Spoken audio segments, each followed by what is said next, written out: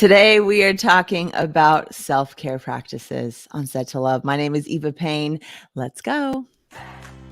My name is Eva Payne. Welcome to The Flow Life, where we define love as live open, value everything. On this podcast, you are dialed in and set to love. Let's go for a ride.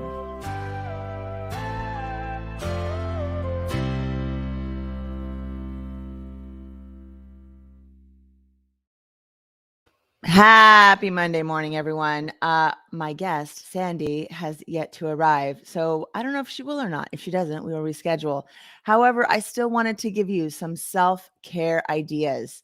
So one of the things I was looking up, let's see, was it last week when she was telling me that she was going to come on, was just self-care practices in general. And then I found this really cool article, and this is what I want to share with you today. And it talked about 8 different areas of self-care. Like when I think of self-care, I'm like, oh, a bubble bath, pedicure, quiet time, going on a walk. So this article actually breaks it down into 8 different areas of self-care. So we're just going to go through these, and I want you to think about 1 or 2 of them, maybe where you're neglecting to give yourself that self-care time. So the first one is physical self-care. So movement of your body, health, nutrition, sleep, and resting. And these are some examples like the going for a walk or the taking the bath or the getting enough sleep. There's so much research on the importance of getting enough rest for your body and, of course, eating really good food. So that's area number 1, physical self-care. That's an easy one to remember. The next one is psychological self-care. Learning new things, practicing mindfulness and creativity. Some examples of psychological self-care include, of course, practicing mindfulness, reading a book, learning a new skill, or doing a digital detox, putting away that phone or that computer for a while. The third area of focus is emotional self-care. So, enhancing emotional literacy, navigating emotions, increasing empathy, and managing stress effectively. Some examples of emotional self-care include saying no. It's always a hard one and a good one. Making time for reflecting on your feelings, practicing self-compassion, and being aware of your emotional boundaries. All right, moving on to the fourth one, social self-care. Having a supportive group and network of relationships around you so that you can trust, or people that you can trust, people that you can turn to. Some examples of social self-care include honoring your commitments to other people, asking for help when you need it, meeting new people, not always an easy one, and spending time with family and friends. And so those are some examples of social self-care. All right, the next category of self-care, professional self-care.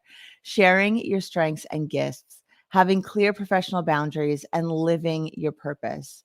Some examples of professional self-care include eating a nourishing lunch each day while you're at work. Well, that seems like more physical self-care, but this is what the article says.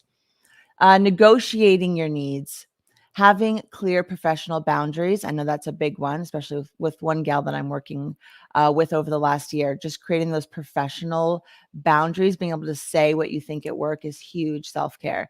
And attending professional development opportunities, finding ways to improve your career and your skills when it comes to your career.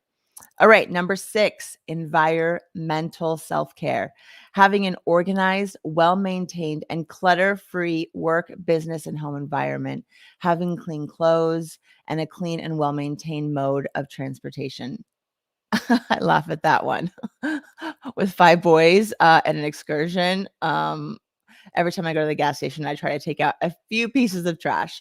Okay, so some examples here: decluttering your home and work environment, monitoring technology time, cleaning up after a meal, maintaining a clean and safe living environment. All right, two more. Spiritual self-care, having beliefs and values that are important to you and guide your life. Some examples of spiritual self-care include meditating, reflecting in a journal, going on a retreat, hosting one of those soon, and walking in nature. That actually is huge for me. Just spending time in nature really helps me to connect to myself a lot deeper. All right, Final one, financial self-care, being responsible for your finances and having a conscious relationship with money.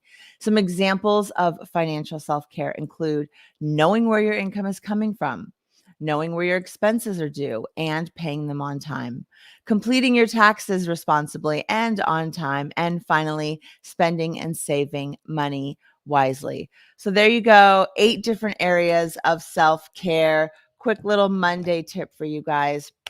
Thank you so much for being here on Set to Love. I will be reaching out to Sandy and seeing when she'd like to come back and talk about rituals and self-care and creating those rituals and why that is so important. And we will be back next Monday.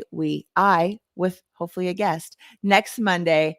Thank you guys so much for being a part of this community. Like, share this message. If there is anyone out there that you think could use a little more broader explanation of self-care, this just might be the episode for them. Thanks, everyone, and have a great day. Bye.